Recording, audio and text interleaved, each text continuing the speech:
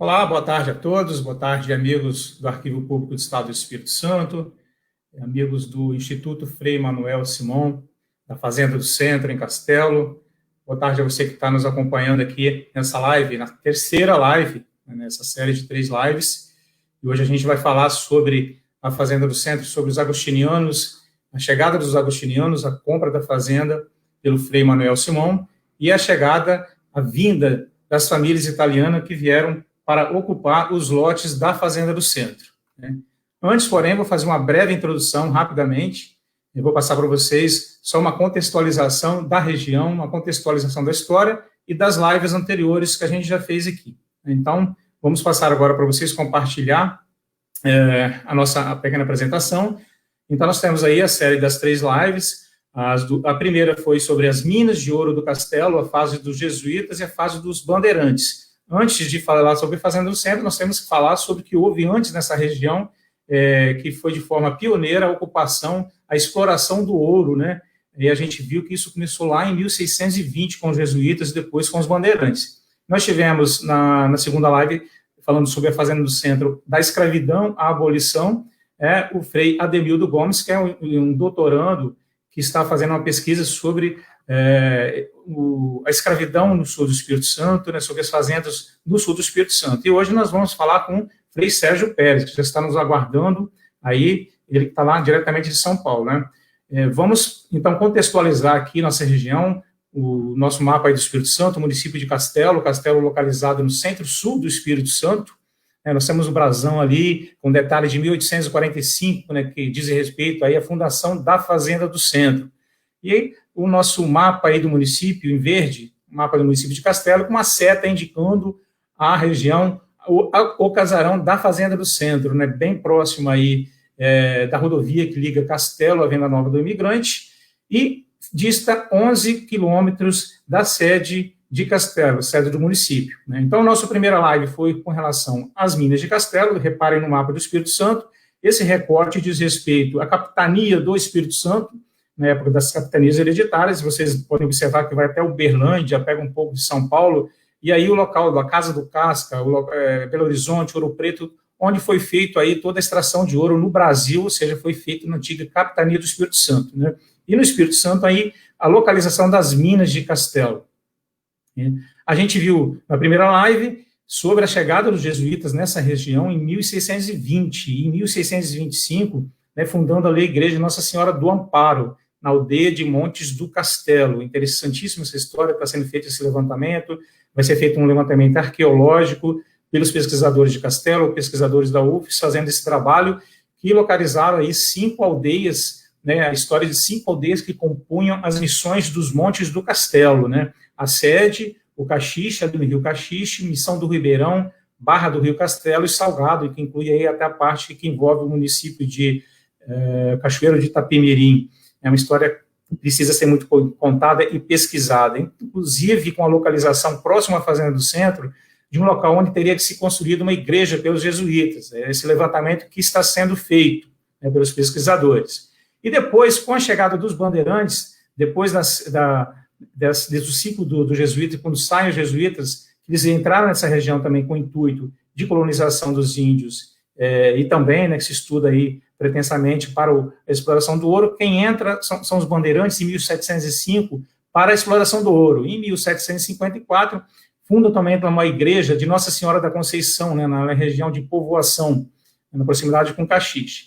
Depois nós tivemos a live, né, com o professor, com o Frei Ademildo Gomes. Ele falou sobre a escravidão e a abolição na Fazenda do Centro, né, contextualizou essa região, a importância do café no ciclo, a importância do ciclo do café, a fundação, a criação dessas fazendas do sul do Espírito Santo, utilizando-se da mão de obra escrava, né? Citou um importante dado que, por exemplo, o auge da população escrava na província do Espírito Santo foi a partir de 1850 a 1871. Em 1850, vocês sabem que tinha a proibição, né, do tráfico de escravos no Brasil, e foi a partir daí que aumentou o número de escravos no Espírito Santo, né?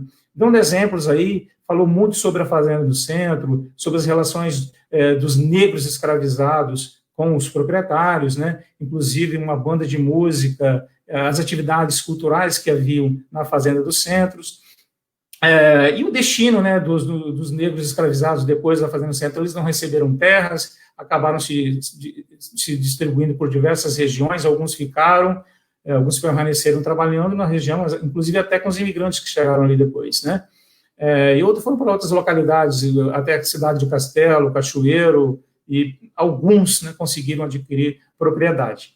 Então, nós temos aí um resumo rapidamente da Fazenda do Centro. Em 1845, então, ela é criada pelo Major Antônio Vieira da Cunha, que ele vem de Vassouras, um português que vem de Vassouras, no Rio de Janeiro, e ocupa aquela área, uma área extensa, né, de 1.542 alqueires de terra, né. O casarão, construído nesse mesmo ano, foi um casarão de 1.800 metros quadrados, tinha 20 quartos, para vocês terem uma ideia. Então, em 1888, nós temos a abolição, e chegam as primeiras famílias italianas para substituir a mão de obra escrava. Vou colocar essa relação das famílias aqui logo para vocês verem que é uma etapa também importante, né, de uma tentativa de manter a Fazenda do Centro pela mão de obra dos imigrantes. Em 1909, adquirida pela Ordem dos Agostinianos Recoletos, que é a história que o Frei Sérgio vai contar hoje para a gente aqui.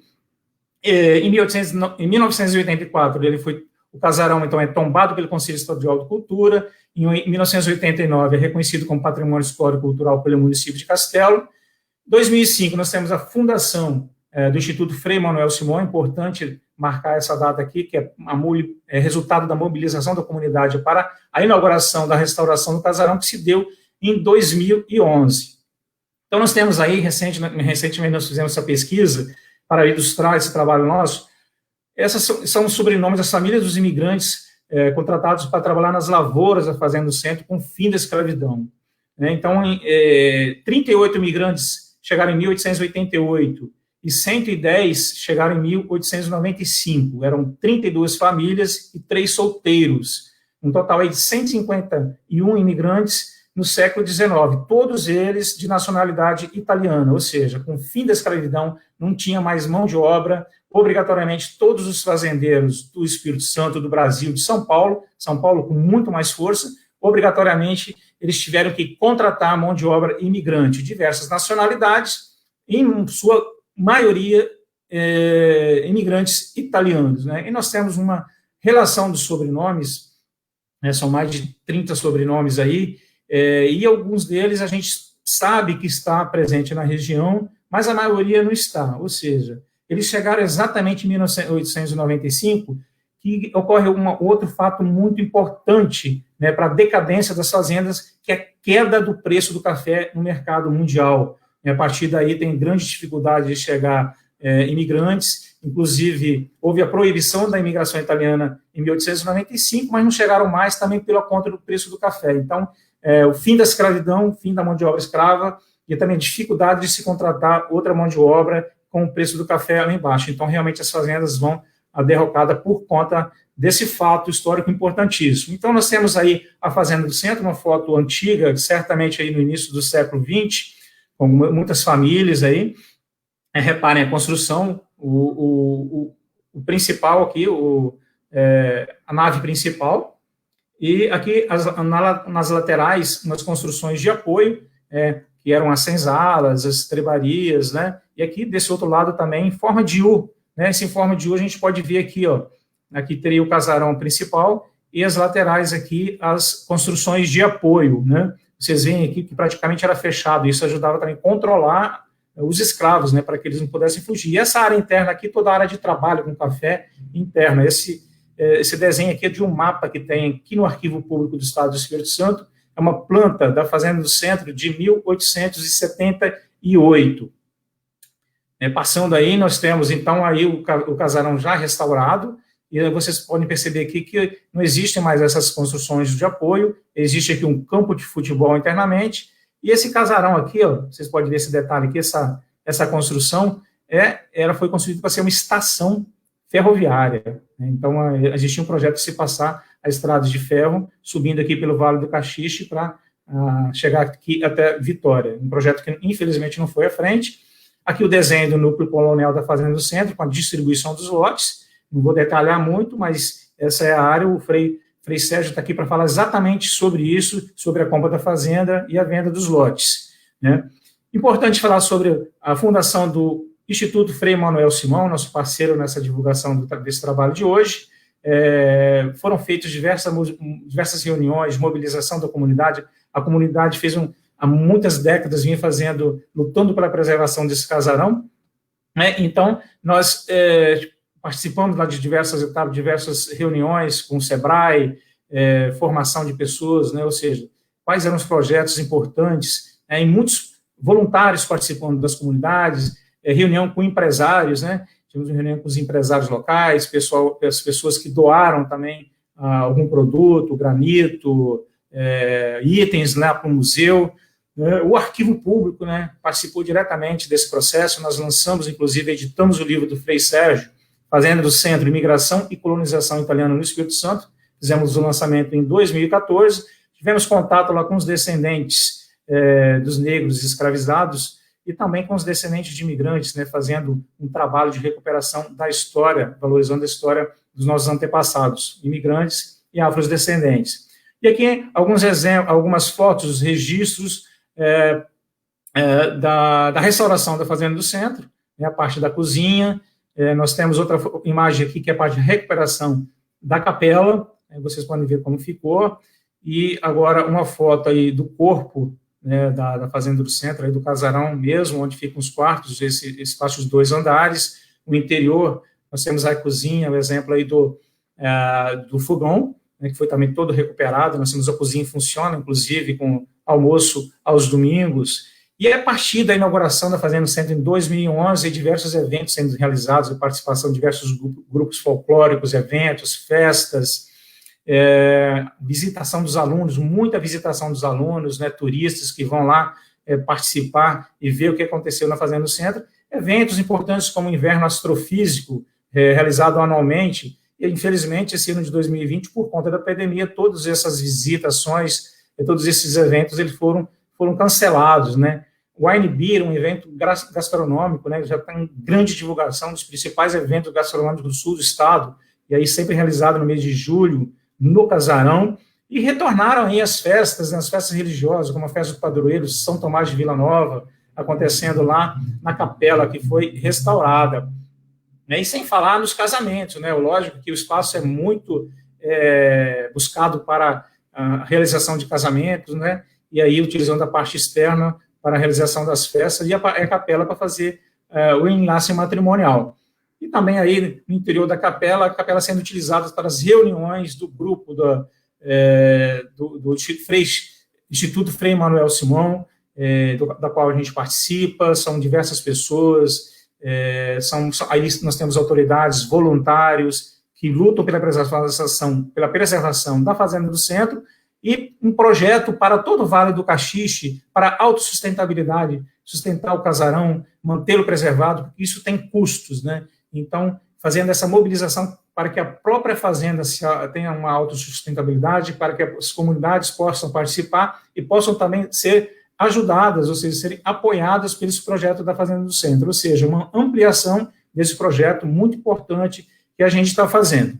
Bom, apresentando o nosso palestrante de hoje, Frei Sérgio Pérez, formado em Filosofia pelo Instituto Agostiniano e Filosofia de Franca, São Paulo, Teologia pelo Instituto Pio XI de São Paulo, graduação em mestrado pela Unesp de Franca, doutorando em História pela PUC de São Paulo, sacerdote da Ordem dos Agostinianos Recoletos, portanto, da ordem que fundou a Fazenda do Centro, e atualmente reside no Seminário Santa Mônica, Vila Burguesa, em São Paulo, e é vigário paroquial na paróquia Nossa Senhora de Lourdes. E, como já disse anteriormente, é autor do livro Fazenda do Centro, Imigração e Colonização Italiana no Sul do Espírito Santo, que foi editado e publicado pela coleção Canaã do Arquivo Público. Está disponível no site do Arquivo Público. Você que está acompanhando, pode utilizar aqui os comentários do Facebook para mandar as suas perguntas, fazer seus comentários, e ao final, após a palestra, a fala do Frei Sérgio, a gente vai encaminhar essas perguntas para ele. Então, eu passo agora a palavra ao Frei Sérgio Pérez. Fique à vontade, Frei Sérgio, para fazer a sua palestra, a sua apresentação. Silmar, boa tarde a todos aí que nos acompanham também pelas redes sociais, aí pelo Facebook, né? Então, vou aqui compartilhar o arquivo que...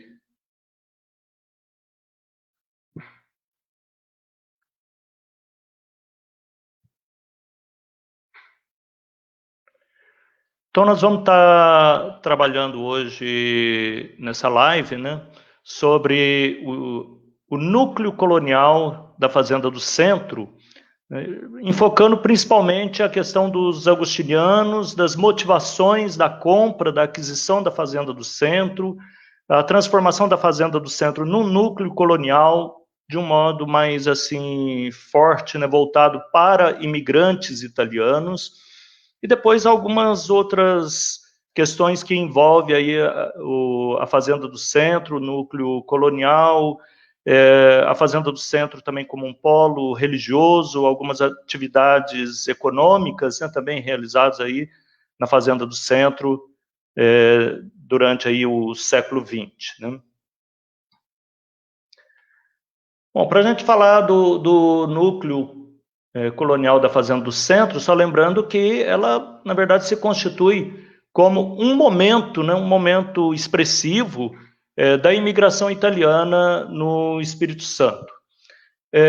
Como nós já vimos aí na live, na primeira live do André e da Lenia Mion, né, a colonização portuguesa no estado do Espírito Santo até o século XIX, ela foi uma colonização de certa forma, difícil, né? E quase que na região litorânea, avançou muito pouco para o interior por diversas razões, né?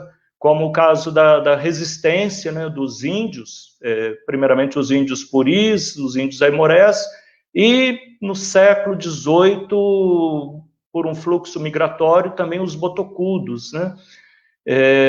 Numa atitude aí de resistência, né, sobretudo contra a presença do homem branco nesse interior do Estado, né? E também porque, como uma das estratégias do governo português para impedir o contrabando de ouro de Minas Gerais, se tornou toda essa região do interior do Espírito Santo como um cinturão verde para tentar impedir o contrabando, né? Uma forma de cercear o contrabando de minérios e de ouro pelo litoral aí capixaba, né? Então, até o século XIX, haviam muito poucas vilas e muito poucas cidades, né, no Espírito Santo. Só para a gente ter uma ideia, né, no final do século XIX, né, a capital, Vitória, tinha 12 mil habitantes, né, e devia ser praticamente a maior cidade, né, do estado. Também, durante o século XIX, se retoma a mineração de ouro. No início do século XIX, se retoma a mineração de ouro que foi iniciada, né, na região aí do Rio Castelo, do Rio Caxixe, né, pelas missões jesuíticas dos Montes Castelos, como a Lenia Mion, o André Casagrande já nos falou. E o Frei Ademildo nos abordou bastante bem a questão do ciclo do café e o problema da escravidão, né, durante aí o século XIX, né? Algumas fontes primárias, assim, algumas fontes que nos trazem boas informações desse período final do século XIX, já com a decadência, né, da Fazenda do Centro, essa dificuldade da Fazenda do Centro de se manter após a abolição da escravatura, né? Nós temos as crônicas da província de São Tomás de Vila Nova, que traz um breve histórico da presença dos agostinianos nessas décadas primeiras, né, dos agostinianos, desde que eles chegaram em 1899 até 1919. É um documento bastante interessante, né? Os padres, eles tiveram um cuidado, né? Quando eles chegavam nas paróquias missões, como eles chamavam, procuravam conhecer a história anterior, e não só conhecer, eles procuravam também registrar, né, deixar registrado essa história anterior, tal como estava nos livros de tombo e tudo mais. E um outro documento que também traz algumas informações bastante interessantes, né, sobre a questão da igreja e a situação do Estado do Espírito Santo no final do século XIX, é o manuscrito do primeiro bispo, Dom João Batista Correia Neri, chamado Visitas Pastorais. Esse manuscrito está no arquivo da Mitra Arquidiocesana em Vitória. Então, são alguns documentos bastante interessantes, né? Só para falar um pouco da imigração italiana, de uma forma muito breve, muito resumida, para a gente poder também entender a questão da Fazenda do Centro, né? Então, as primeiras colônias oficiais, né, que existiram no Espírito Santo foram as de Santa Isabel, né, a partir de 1847, Domingos Martins, Santa Leopoldina e também Santa Teresa, né, algumas dessas inicialmente, né, de imigrantes alemães, a partir de 1872, 74, por aí, né, de Santa Teresa, a imigração italiana, né, os imigrantes que vieram, né. No início você falou aí da Fazenda do Centro, né, 151 imigrantes e 3 solteiros, né. Isso é interessante porque foi uma estratégia da imigração italiana, tanto em São Paulo quanto no Espírito Santo. Havia uma preferência, né, daqueles que cooptavam, né, os imigrantes para cá, em trazer famílias, né? Se evitava ao máximo as pessoas solteiras, né, porque a família, ela fixa a pessoa, né, ela cria uma necessidade de manutenção da família. Então, foi uma estratégia da imigração italiana naquela época, né? E a gente tem que falar do núcleo colonial de Rio Novo, né, que foi criado em 1854, inicialmente como um núcleo particular.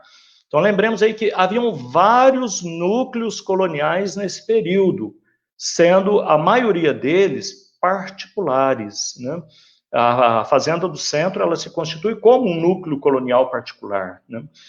Mas esse núcleo de Rio Novo ele foi encampado pelo governo imperial em 1861 e tornou-se, a partir de 1875, uma colônia de imigrantes italianos, que foi dividido, o núcleo colonial de Rio Novo foi dividido em 5 regiões, né, para formar, então, essas colônias de imigrantes, com uma característica, né, a área litorânea, com terras baixas, clima quente, úmido e terras fracas. Alguns detalhes importantes, porque isso aqui vai determinar a questão da compra da fazenda, né? O interior montanhoso e coberto ainda de muita mata, né, de muita floresta. Nesse núcleo, né, os principais, né, foram os de Anchieta, né, Benevente, era chamado mais de Benevente na época, Alfredo Chaves e Guarapari. Essa região era, no final do século XIX, atendida pelos padres agostinianos, de um modo especial, Frei Manuel Simon e Frei Máximo Tabuenca.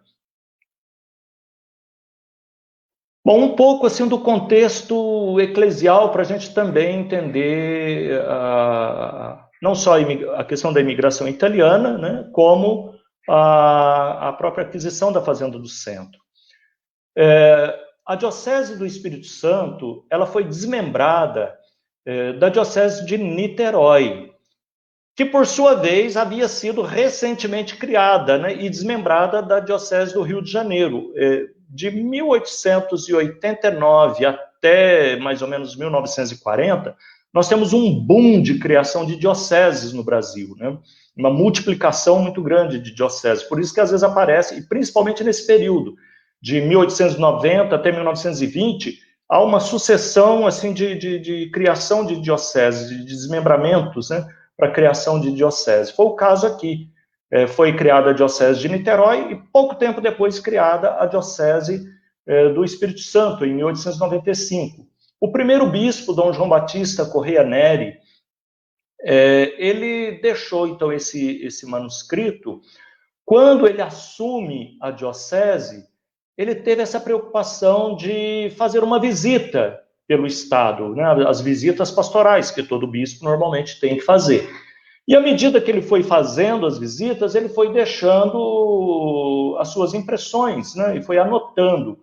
E nesse manuscrito ele constata vários problemas e algumas das suas preocupações, como, por exemplo, na situação política, né, primeiro, no plano eclesial, né, ele havia constatado por parte dos padres uma submissão dos padres aos grandes fazendeiros, e ele via isso como um problema, né, para a própria igreja.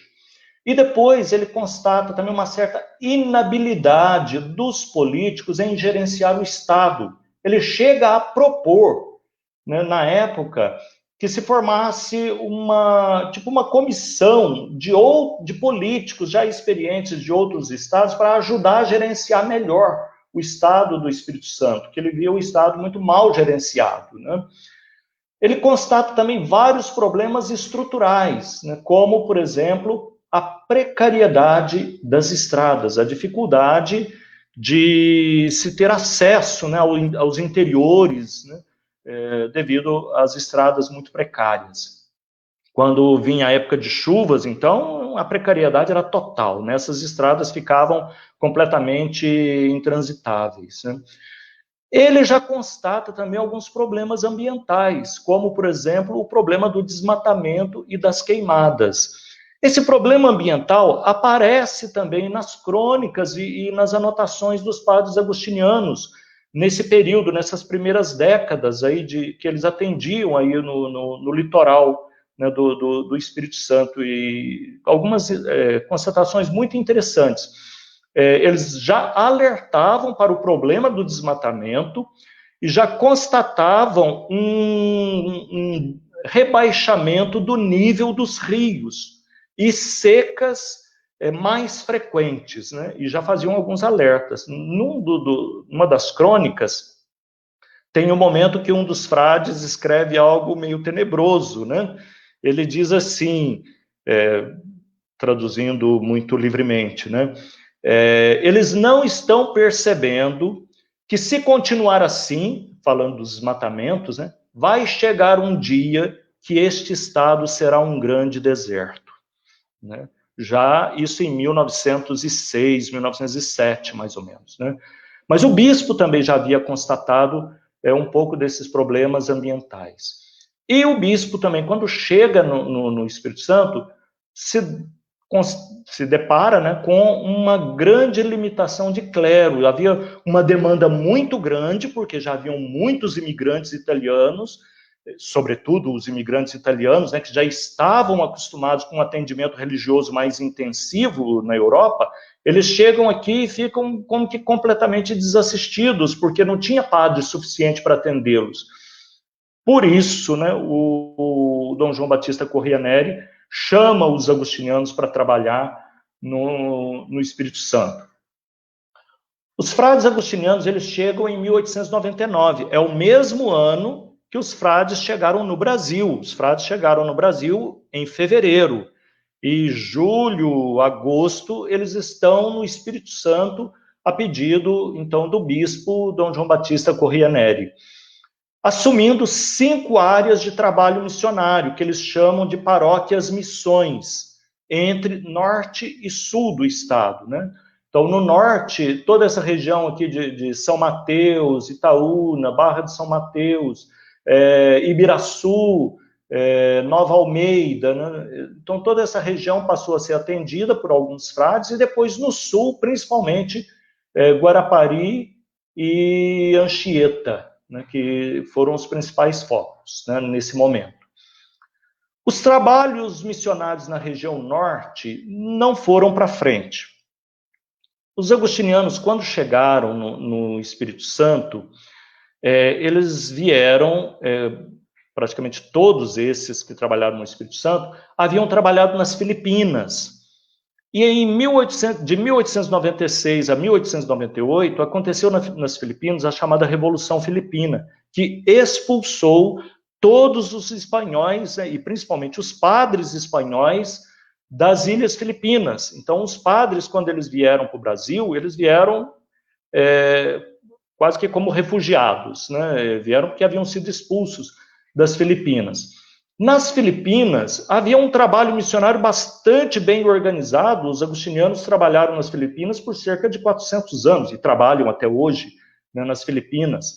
Mas o trabalho missionário dos agostinianos nas Filipinas remonta a 1604, né? Então, assim, já fazia praticamente 400 anos que eles estavam lá e num trabalho missionário bastante bem organizado.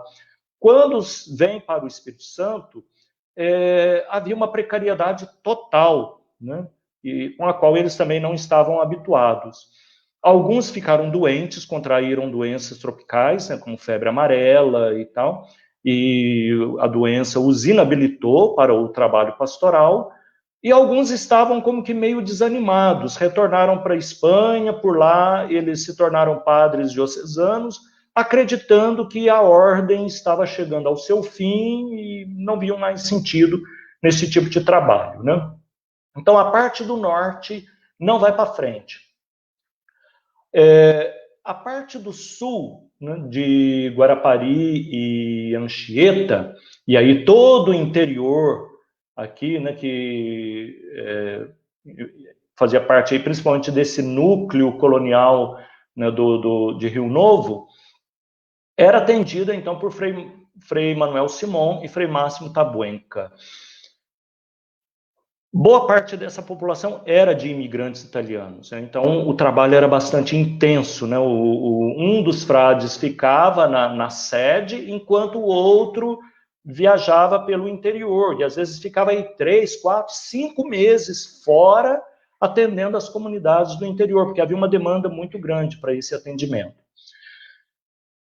1895 é um ano chave aí no Espírito Santo por duas coisas, né? Primeiro, a crise do café, né? A crise no preço do café, que vai afetar, né? Toda essa população imigrante era praticamente camponesa, né? Vivia mesmo da produção agrícola e se viu afetada pela crise do café. E teve um outro fator aí, né? A partir de 1895, eu agora não me recordo por quantos anos, mas houve um período, a partir de 1895, que o governo italiano proibiu a imigração para o Espírito Santo, devido à alta mortalidade, né, daqueles que foram para lá como imigrantes, né, devido, sobretudo, a doenças tropicais e à precariedade com que eles estavam vivendo no Estado. Então, houve uma proibição da imigração. Mesmo assim, entraram, né, vários imigrantes nesse período, de uma forma já mais clandestina, né? Quando os frades, principalmente Frei Manuel Simão e Máximo Tabuenca, a partir de 1899, né, quando eles começam a atender essa região de Anchieta e Guarapari, né, os imigrantes que estavam na região de Alfredo Chaves começam a reclamar das terras, porque as terras eram fracas e não eram terras boas para produzir café. E havia ainda um outro fator. Normalmente, né, esses imigrantes italianos, né, tinham muitos filhos, né, e as propriedades eram pequenas, né, então havia uma demanda por mais terras, pensando principalmente nessas novas gerações, né, que precisariam depois de terras também para eles, né, para continuar aí a produção agrícola. E é nesse período, aí, em torno de 1905, 1906, que Frei Manuel Simon, por exemplo, já deixa registrado que havia os rumores, né, as notícias de uma antiga fazenda no interior do estado, que se encontrava abandonada e arruinada devido ao fim da escravidão. Em 1909, então, se dá o início do processo de aquisição da fazenda. Frei Manuel Simon, ele não tinha dinheiro suficiente para comprar sozinho a fazenda. Ele precisou de sócios, né? Então, a compra foi agendada contando com 3 sócios, né? Frei Manuel Simon, o senhor José Mariano Sobrinho, e havia um outro espanhol. Mas no dia da compra, o espanhol, ele saiu fora da sociedade. Ele não quis comprar. Isso já criou um problema, porque havia uma parte do dinheiro que teria que ser suprido, e foi suprido por empréstimo bancário, né? Por um empréstimo, né? Tanto o José Mariano Sobrinho e o Frei Manuel Simão tiveram que recorrer, então, a um empréstimo para poder comprar o lote, ou comprar a fazenda, né? O objetivo da compra da fazenda, pelo menos na cabeça de Frei Manuel Simão, era fazer da fazenda um núcleo colonial, ou seja, ele seguiu as mesmas práticas de outros núcleos coloniais no Espírito Santo, dividir em lotes de 10 alqueires, instalar ali as famílias, suprir essas famílias para uma subsistência inicial, de forma que depois, com a produção, essas famílias pudessem, então, pagar as terras, né? Os núcleos coloniais particulares usavam de outras estratégias, né? Quer dizer, o comprador, ele ficava, de alguma forma, limitado ao dono da propriedade até vender, até que ele tivesse a posse mesmo do seu lote. Ele tinha que ceder ao proprietário a sua produção. A gente não tem esse tipo de notícia na Fazenda do Centro, né? Então, assim, o objetivo era esse, na cabeça, pelo menos, de Frei Manuel Simão, tornar a Fazenda do Centro um núcleo colonial. Então, já houve problemas iniciais, porque tiveram que recorrer ao empréstimo bancário. Mas depois surgiram outros problemas. Frei Manuel Simão, Frei Máximo Tabuenca, moravam em Anchieta, Guarapari e Anchieta, nesse período aqui, já em Anchieta, moravam lá. E o José Mariano Sobrinho é que estava residindo, a partir de 1910, na fazenda. Mas o José Mariano Sobrinho e o Frei Manuel se desentenderam, porque o José Mariano Sobrinho parece que se desinteressou da questão do núcleo colonial. Existe um documento de uma notificação judicial contra o José Mariano Sobrinho, sob a acusação, uma suspeita de que animais roubados da companhia de trem de ferro, né, da empresa de trem de ferro, que era uma empresa inglesa, animais dessa empresa haviam sido roubados e estariam na fazenda. Então, isso aí criou um conflito entre o José Mariano Sobrinho e o Frei Manuel Simão. E, claro, ameaçava depois todo o núcleo, né?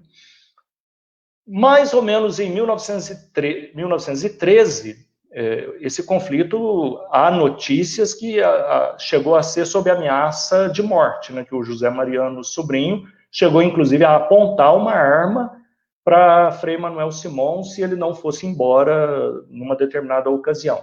Mas, a partir de 1913, eles resolveram da seguinte forma. Dividiram, então, a fazenda, a parte que tocaria ao senhor José Mariano Sobrinho, e depois a parte que ficaria para Frei Manuel Simão, sendo que Frei Manuel Simão assumiu, né, com o intuito de salvar o núcleo agostiniano, o núcleo colonial, ele assumiu todas as dívidas, todas as hipotecas, né? Ele trouxe para si, né? Quer dizer, Frei Manuel Simão, ele teve depois um grande problema, como ele iria quitar essas dívidas. Uma das soluções que Frei Manuel encontrou, né, para quitar as dívidas e pelo menos salvar o projeto do núcleo colonial, foi vender uma grande extensão para a família Viváqua. E com a venda, então, saldar as dívidas e depois, então, dividir os demais lotes em lotes de 10 alqueires para serem pagos a partir do 5º ano com a própria produção. Essas são as notícias, né, que a gente encontra na documentação. A partir de 1914, então, as dívidas foram solucionadas. E aí, então, se começa a fazer um investimento mesmo na própria fazenda. Os padres já começam a residir na fazenda, e já instalam de vez outras famílias, né? Inicialmente foram instaladas 50 famílias e depois se instalaram outras famílias. E disse aí que num total de aproximadamente 300 famílias foram instaladas aí na região da Fazenda do Centro, nesse núcleo colonial da Fazenda do Centro, né? Então aqui a gente tem alguns dos documentos, né, relativos aí é uma nota promissória, né, de uma dívida da fazenda, que foi quitada ainda, né, na época aí da sociedade, com José Mariano Sobrinho, e tem outras notas e outros documentos. Existem algumas notas promissórias também de quitação dos lotes, né, da fazenda. Aqui tem uma primeira relação que foi feita, né, com os nomes do chefe de família, no caso, o lote, né, a localização do lote, o preço, uma folha de papel ao maço, né, manuscrita, que traz aí essas informações, né. Uma questão, né, que se coloca o núcleo colonial da Fazenda do Centro, ele se constitui como reforma agrária? Muitas vezes nós temos isso, né? É uma obra considerada uma verdadeira reforma agrária, né? Prestemos atenção na expressão, verdadeira reforma agrária. Mas trata-se, na verdade, de um núcleo colonial com uma relevância, né, para imigrantes italianos na região e que foi promovido aí pelos frades, né? Nesse sentido, ele se distingue dos outros núcleos coloniais que existiram não só no Espírito Santo, mas em outras partes do Brasil. Aí a gente teria que entender em que consiste, na verdade, uma reforma agrária, né? Muito sumariamente, sem grandes especulações, a reforma agrária, antes de tudo, é um projeto de Estado. É um projeto promovido pelo Estado, que altera a estrutura agrária de um determinado país, né? Uma outra pergunta que a gente poderia se fazer, né? Quando começou essa associação do núcleo colonial da Fazenda do Centro com essa questão da reforma agrária? Essa questão, essa expressão reforma agrária, ela só aparece nos registros por volta de 1937, 38. E aí nós temos que considerar outras coisas, né? Primeiro, o anticomunismo dos frades espanhóis. A Espanha, embora ela tenha uma tradição católica, na verdade, ela tem igualmente uma tradição anticatólica muito forte, principalmente no século XIX. No século XIX, por volta de 1805, depois 1835, 1865, 70, teve vários episódios de matança dos frades, né? Em 1909, ano da compra da Fazenda do Centro, ocorreu em Barcelona exatamente uma matança de frades. Então, a situação na Espanha, nesse período do início do século XX, a Espanha já estava no regime de república, que tinha relações muito tensas com a igreja. Havia uma preocupação muito grande com essa situação da relação da igreja com o Estado na Espanha, no Brasil também, né? A relação da igreja com o Estado nas primeiras décadas da República não foram assim muito tranquilas. Um dos argumentos, inclusive, usados por Frei Manuel Simón para convencer, né, os demais frades a comprar o lote, não foi para transformar o lote num núcleo colonial, foi para que a fazenda pudesse se tornar um refúgio para estudantes espanhóis. Na documentação aí, para os superiores da ordem, ele não fala nada de núcleo colonial, mas fala assim, olha, aqui pode ser um refúgio. Um refúgio por quê? Porque na Espanha, né, a relação da igreja com o Estado estava tensa. Na década de 1930, essa tensão foi elevada ao máximo. A partir de 1936, né, nós temos aí a Guerra Civil Espanhola. E a igreja foi assim extremamente atacada, né, pelos comunistas. O que, claro, incrementou, havia no Brasil também, na década de 1930, um discurso anticomunista muito forte, promovido, inclusive, pela igreja, certo? E nessa questão do discurso anticomunista estava a questão da reforma agrária. Já havia ocorrido reformas agrárias por ocasião da Revolução Russa, já estava acontecendo, né, desde 1917 no México, por conta da Revolução Liberal Mexicana, depois 1927, 28, um novo conflito entre a igreja e o Estado no México, e envolvido novamente essa questão da reforma agrária, certo? Então, normalmente, havia esse discurso, né, de anticomunista e, de uma forma muito forte, uma oposição à maneira como se estava promovendo a reforma agrária, né? E isso, assim, por parte dos frades espanhóis. Também, na década de 30 no Brasil, nós temos um movimento integralista, né, a partir de 1932, 33, Plínio Salgado, e os frades, eles estiveram muito ligados ao integralismo no Espírito Santo, e foi forte aí, né, no Espírito Santo, por conta também dos imigrantes italianos, só que, em 1937, nós temos a implantação do Estado Novo, que coloca o integralismo na clandestinidade. Existe uma proibição, né, e não pode mais existir o movimento integralista. Inclusive, nesse ano de 1937, a polícia vai até a Fazenda do Centro, porque existia uma suspeita de que na Fazenda do Centro havia um arsenal, né, que os frades estariam guardando lá muitas armas, né, para um ataque, né, um ataque de rebeldia contra o governo por ocasião do Estado Novo.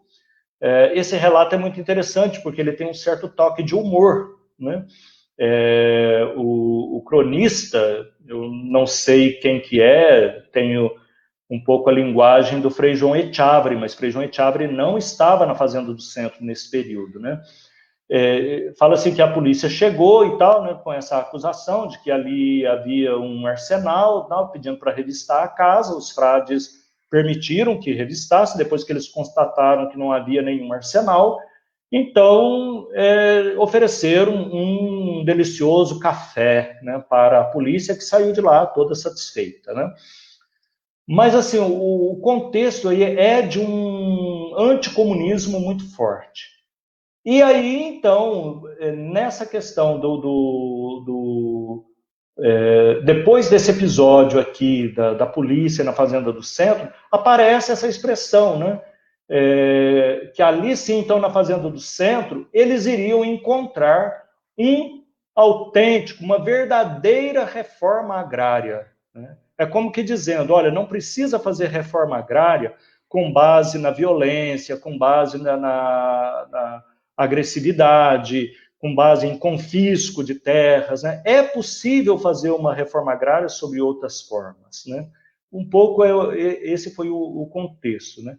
Então, a associação da expressão reforma agrária com o núcleo colonial da Fazenda do Centro se deve muito a essa questão do anticomunismo que existia, não só, mas principalmente entre os frades espanhóis a partir, né, da década de 30. Algumas questões assim de cunho econômico, né, de algumas fases econômicas da Fazenda do Centro. Quando os frades chegaram na Fazenda do Centro, não havia lá praticamente cultura nenhuma, né? A fazenda estava estancada, estava paralisada, meio abandonada mesmo, né? Então, como uma forma de produção rápida, né, se plantou cana e teve, num momento inicial, a fabricação de cachaça, para que, então, a partir da produção, se pudesse ter aí fundos para poder gerenciar a Fazenda do Centro e levar avante o núcleo colonial da Fazenda do Centro. A questão do café, da criação de gado e produção de leite, isso aí é posterior, veio nas décadas posteriores. Já no final, né, da década próximo de 1920, já começa a plantação de café, né, e criação de gado e leite na fazenda. Sendo que a fazenda teve uma cooperativa. Eu agora não tenho assim, as datas exatas da existência dessa cooperativa que existiu, né? Teve assim como um dos grandes incentivadores dessa cooperativa Frei João Etchavari, durante aí a década de 1960, começo da década de 1970. Outra marca assim da Fazenda do Centro, né, é como um centro religioso, como um polo, né, religioso. A Fazenda do Centro, ela foi sede no sentido de casa paroquial, né, da paróquia de Conceição de Castelo. Eu não me lembro agora exatamente quando a Fazenda do Centro passou a pertencer a Castelo, como município, sim, pertencia a Castelo, mas como paróquia, não.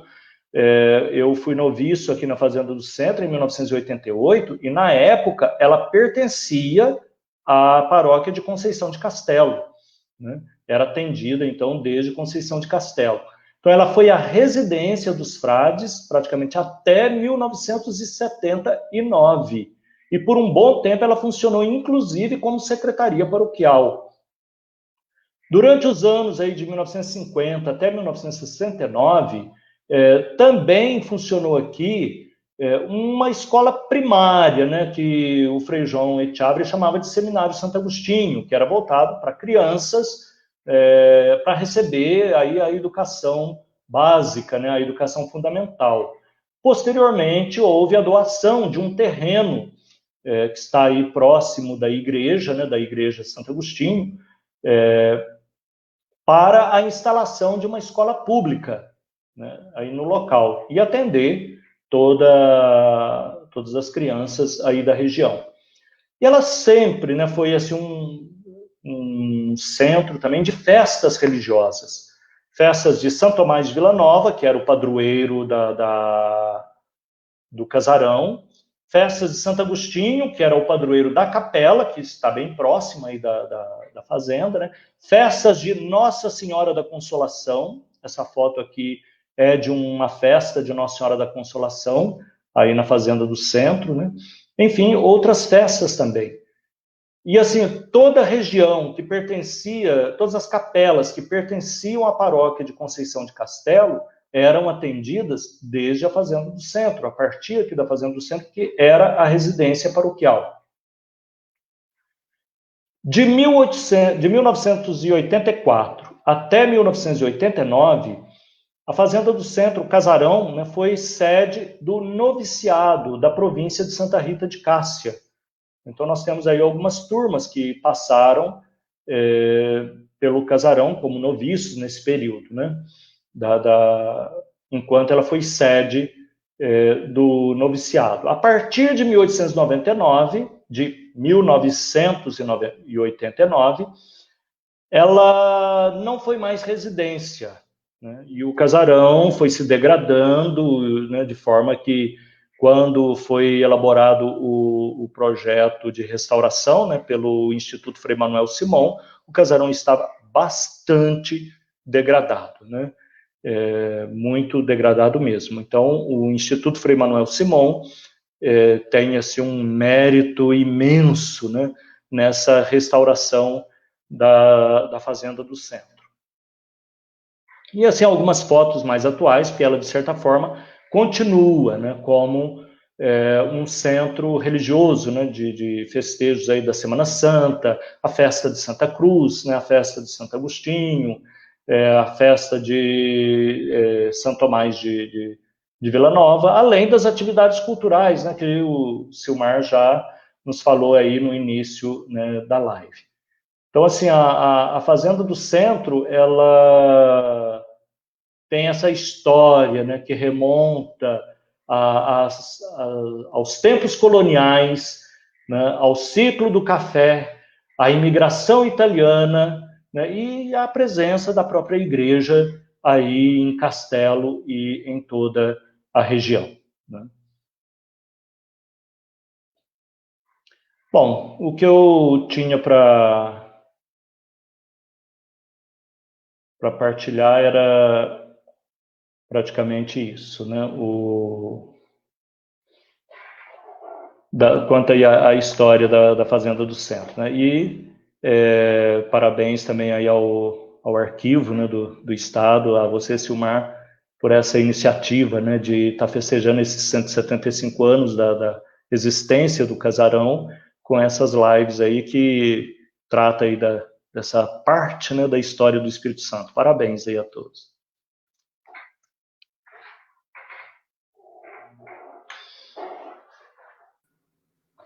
Ei, oba. Obrigado aí, Frei Sérgio Pérez. Cada vez que eu ouço falar da Fazenda do Centro, eu aprendo cada vez mais. Aí você colocou com clareza aí essas etapas e outros detalhes aí que a gente vai estudando, e cada vez que a gente ouve, realmente tem uma novidade, tem algo muito importante. É realmente uma história muito, muito singular aí na historiografia nossa, é uma micro-história também, vamos dizer. O exemplo da Fazenda do Centro, por ser grande, né? Os antecedentes já são muito importantes. E já tinha aí uma missão jesuítica, né, religiosa. E a própria Fazenda do Centro, a grandeza, né, por sua territorialidade ali, o casarão em si, e depois a questão da vinda dos imigrantes, né, a ocupar o núcleo de colonização. Então, assim, é uma história muito interessante, onde o Castelo, na verdade, se iniciou, né, nessa região aí. Tem aqui uma pergunta do Leandro Feitosa. Ele que gostaria de saber qual é a data que vieram esses italianos lá de Alfredo Chaves para a Fazenda do Centro. Quando é que eles começaram a vir, ou seja, ficou liberado para eles virem para ocupar esses lotes? Quais foram os primeiros a ocupar? Em que ano que se deu essa primeira ocupação desses lotes? Olha, foi a partir de 1913, 14, né? Um dos que foram, assim, o braço direito de Frei Manuel Simon, que colaboraram bastante, né? Inclusive, no processo da compra, né? Estiveram junto com o José Mariano Sobrinho e depois o Frei Manuel Simon, foram os Altoé, né? Se fala dos Altoé. Eu creio que devem ter sido dos primeiros a chegar ali. Naquela lista de 50 nomes, de 50 famílias, né, tem vários outros sobrenomes, né, que inclusive estão aí na região, né, Venturini, Tosi, Botassin, Calimã, enfim, tem vários sobrenomes dos que ainda estão por aí, né, nessa região e que consta naquela lista de 50 nomes. Né? Aqueles foram os primeiros. A instalação mesmo, ela se define e se incrementa a partir de 1913. E depois os frades, quando vão morar, residir na Fazenda do Centro, a partir de 1914, dá um novo impulso ao núcleo. Mas a compra, e no processo de compra, eles falam muito desse apoio dado pelos Altoé, né, no acompanhamento. Eles fizeram como que uma comissão, e nessa comissão eles citam os Altoé. Ótimo. O Leandro, ele coloca aqui na pergunta, Leandro, que a sua mãe teria vindo lá de Alfredo Chaves entre 5 e 7 anos. Ou seja, se você colocar aí a idade do nascimento dela, né, mais 5 ou 7 anos, você vai ter a idade aproximada da chegada dela aí à Fazenda do Centro. Outra pergunta, com relação ao integralismo, o Márcio Barcelos Correia, ele pergunta se a Fazenda do Centro se tornou um núcleo integralista. Olha, eu não encontrei assim nenhuma informação a esse respeito. Existe um problema, né, um problema de fonte aí, né? O livro de tombo da Fazenda do Centro desapareceu. O que nós temos é uma cópia do livro de tombo feita por Frei João Echavarri. Então, a gente não sabe ali o que ele, de repente, selecionou, o que ele teria eliminado de informações e tal. Então, do integralismo, e a partir dessa fonte, que é uma cópia do livro de tombo da Fazenda do Centro, feita por Frei João Etchavari, ele só fala desse momento dos agostinianos e da vinda da polícia, porque os agostinianos estavam envolvidos com o movimento integralista e havia essa suspeita de que a Fazenda do Centro teria se tornado um arsenal contra o governo, né? Mas não há mais, assim, informações. Eu desconheço outras informações de envolvimento dos frades com o movimento integralista. O João Paulo Batalha, quantos hectares ainda tem a fazenda? Ele é proprietário de... Qual é a área própria da fazenda hoje? Você tem essa ideia? A quantidade inicial era arredondando 1.540 alqueires, né? Quando foi comprada, foram 1.540 alqueires. Hoje tem em torno de 70 alqueires que ainda pertencem à ordem. Os demais já foram loteados e foram vendidos aí a essas famílias, né? O Celso Luiz Caus, um pesquisador aí, publicou livro sobre migração da família dele. Ele está pesquisando agora a família Nico. Ele quer saber, o Cesare Nico, bisavô dele, ocupou o lote de número 4. Ele quer saber, sim, é possível saber qual foi a data de chegada do Cesare Nico aí para... Se não me engano, foi na região de Córrego da Telha, próximo do Caxixe. Aí teria que pesquisar, né? Eu acredito que a documentação ainda está lá em Castelo, né? A documentação histórica aí da fazenda, inclusive aquela folha de papel almaço que traz o nome das primeiras famílias. Lá tem, eu acredito que tem as datas. Agora, assim, de cabeça, não me recordo. Me lembro que tem o nome do chefe da família, o número do lote, a quantidade, né, em alqueires daquela família, e eu creio que tem a data da chegada da família, sim. Eu não me recordo, já faz algum tempo que eu manuseei aquele material, né? Uhum. Perfeito. Por que nome Córrego da Telha? Você tem ideia? O nome? Não. O Celso Costa perguntando aí. Por que o nome Córrego da Telha? Complementando isso. Alguns nomes ali, sim, né? Bateia, né? Dá para saber por que Bateia, né? Exatamente, guarda pelo menos a memória ainda desse período colonial, quando lá se fazia a extração de ouro ali nessa região, né? Patrimônio do ouro que tem ali por perto também, né? Remonta a isso, mas assim, Córrego da Telha eu não saberia dizer. Córrego, dizendo bem mineiramente, Córrego da Telha, né?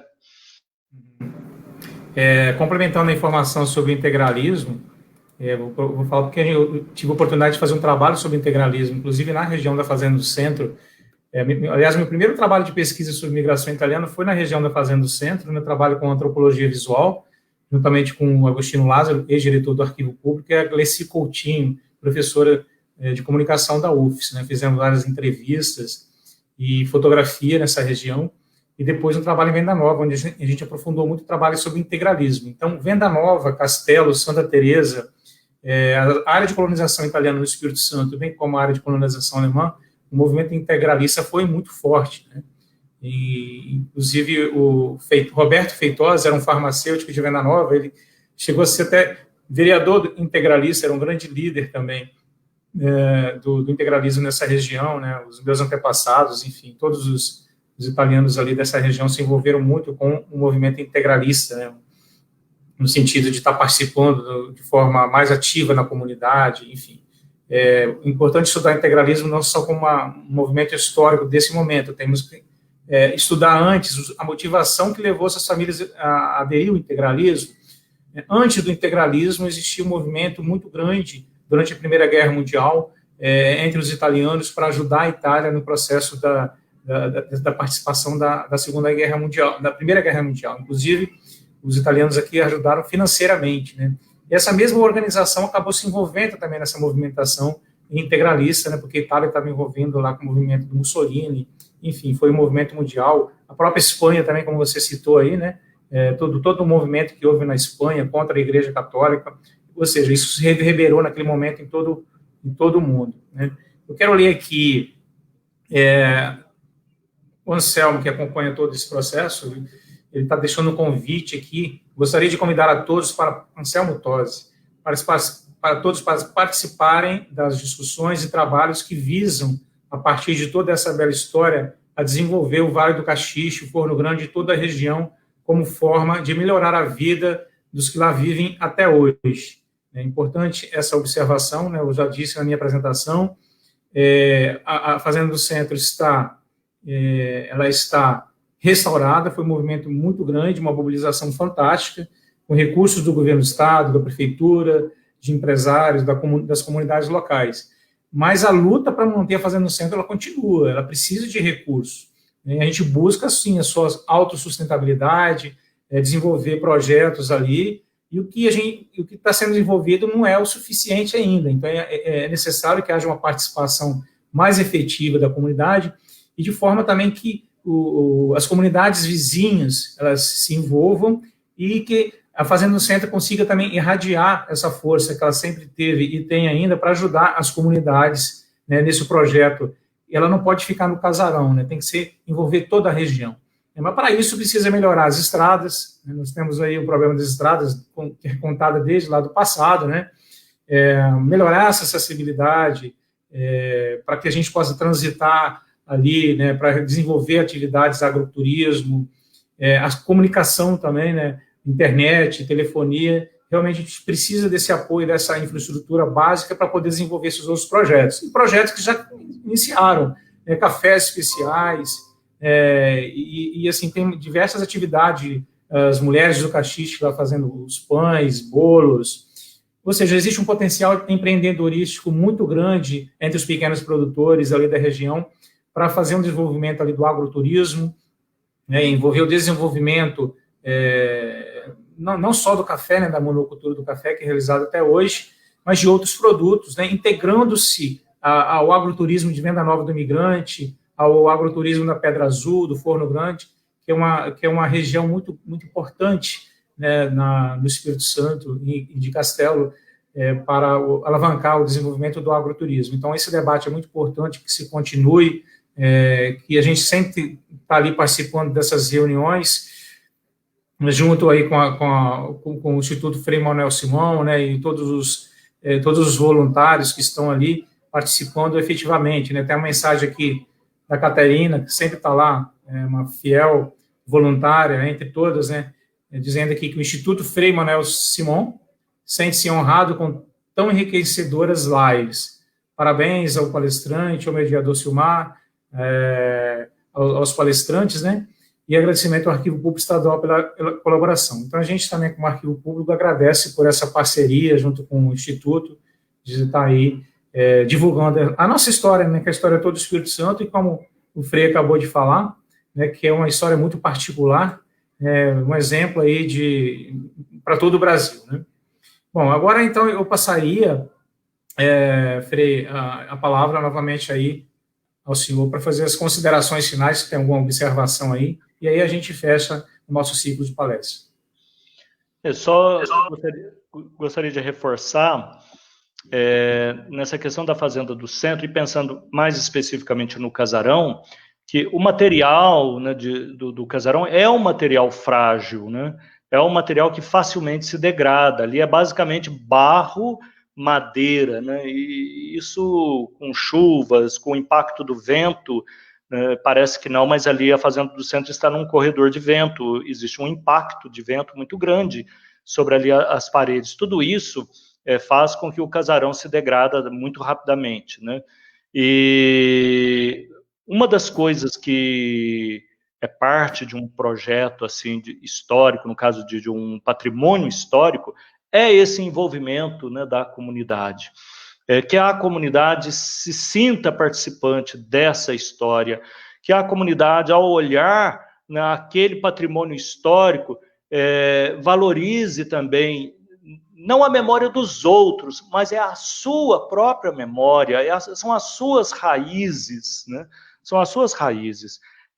Quem dera que com o casarão ali, com toda essa movimentação que se está fazendo, que isso cresça, né, e o patrimônio possa perpetuar aí como uma memória de toda a comunidade, né, uma memória da história do Espírito Santo. Particular, mas pensa bem, não é tão particular assim, né? Parte dessa história ali do Espírito Santo afeta depois toda a história do Brasil mesmo, né? Quer dizer, está vinculado com a imigração italiana, está vinculado com a história do Brasil colonial, né? Não é uma história só local, afeta também a grande história, né? Ótimo, então, eu só vou deixar aqui, esse aqui é o livro do Frei Sérgio Pérez. O livro está disponível na página do arquivo na internet, www.ape.es.gov.br. Ele pode ser acessado em modo PDF, né? Então, tudo que o Frei Sérgio falou aqui está nessa publicação aqui do Arquivo Público. Agradecendo a todos os participantes, o Frei Ademildo também, que fez a palestra aí sobre os negros, né, sobre os negros na Fazenda sempre acompanhando a gente também. E falando do Ademildo, e agradecendo a todos vocês aí que acompanharam essas lives, dizer que estarão disponíveis nas redes sociais, continua no Facebook, disponível também aqui no YouTube também, nas nossas redes sociais, ok? Então, gente, muito obrigado a todos, o Governo do Estado do Espírito Santo, Secretaria de Estado de Cultura, o Arquivo Público do Estado do Espírito Santo agradece a todos vocês que acompanharam, agradecemos a parceria, o convite do Instituto Frei Manuel Simão, para a gente também estar realizando essa palestra, acho que para a gente foi muito proveitosa, e fica aí registrado essas palestras para vocês consultarem, compartilharem, e esperemos que no futuro a gente consiga alimentar mais esse debate e continuar nessa labuta por proteger o nosso patrimônio histórico, arquitetônico, o patrimônio documental, ou seja, manter viva a história da Fazenda do Centro, bem como a história dos municípios, que é a história também dos nossos antepassados, né? Então, com muita honra, com muito orgulho, eu participei aqui desse evento aqui com vocês, agradeço aos palestrantes, ao André Casagrande, a Maria Helena Mignon, ao Frei Ademildo Gomes, e agora o Frei Sérgio Pérez, pela disponibilidade de estar debatendo aqui com a gente. E vamos continuar o debate ali, nessas reuniões com o Instituto Frei Manuel, para a gente realmente conseguir melhorias para a região e alavancar cada vez mais o desenvolvimento, a preservação do casarão e o desenvolvimento da região da Fazenda do Centro, que é Castelo, que é o Espírito Santo como um todo. Então, muito obrigado, gente. Boa noite. Um abraço a todos.